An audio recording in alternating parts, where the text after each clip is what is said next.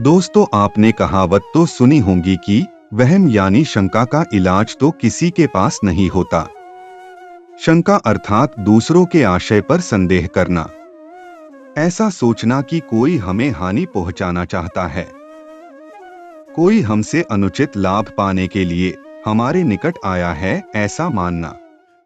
और संसार का अनुभव भी यही कहता है। सबने जीवन में धोखे का अनुभव किया ही होगा। प्रत्येक मनुष्य दूसरों से लाभ पाने का प्रयास करता है, किंतु लाभ देना नहीं चाहता। हमारे मन की शंका हमें संसार के कड़वे अनुभवों से बचाती है। शंका वास्तव में हमारे हृदय के अंदर में बना दुर्ग है, जिसमें रहकर हम सुरक्षित रहते हैं। किंतु इसी शंका के कारण हम किसी से निकट भी नहीं जा सकते, किसी से प्रेम या मित्रता नहीं कर पाते। हम धीरे धीरे अत्यंत अकेले हो जाते हैं। जीवन में शंका का ये दुर्ग हमारा कारागार बन जाता है। क्या ऐसा नहीं होता? इस कारागार को तोड़ने का, इस बंधन को छोड़ने का क्या उपाय हो सकता है?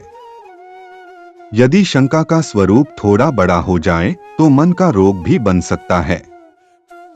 अधिकतर मनोरोग वास्तव में शंका का ही परिणाम है।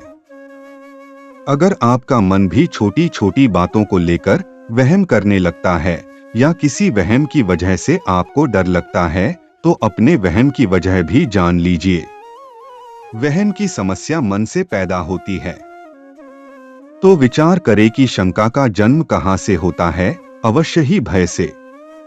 शंका हमारे भय का ही भयानक रूप है, ऐसा रूप जो हमें सत्य देखने से वंचित करता है। विचार कीजिए, क्या हमारा भय हमेशा वास्तविक होता है? क्या हमारे निकट आने वाला हर व्यक्ति हमें वास्तव में केवल हानि पहुंचाने का प्रयत्न करता है? इसका उत्तर यदि सरलता से ना मिले तो स्वयं का मन टटोलिए, पुनः विचार करें। क्या हम भी सदा दूसरों को हानि पहुंचाने का प्रयत्न करते हैं? नहीं ना, तो दूसरे भी सच्चा प्रेम और सच्ची मित्रता दे ही सकते हैं। अपने मन को इतना कमजोर मत बनाइए कि जीवन जीना कठिन हो जाए।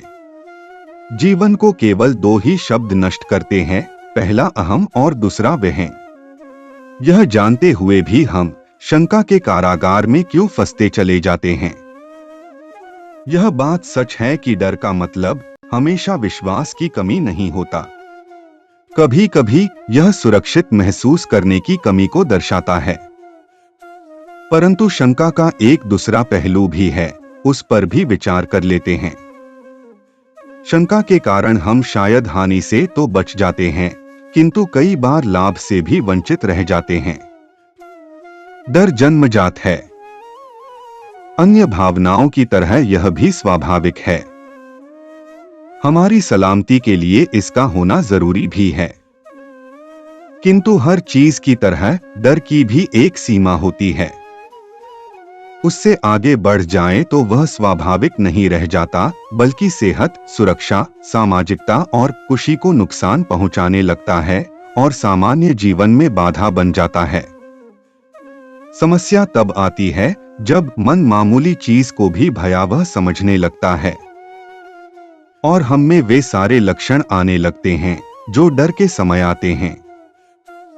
खतरा ना होते हुए भी खतरे की घंटी बज जाती है। जैसे कि मन को साधारण सी रस्सी भी सांप की भांति खतरनाक प्रतीत हो रही है और हमारा शरीर उसको जानलेवा समझकर प्रतिक्रिया दे रहा हो।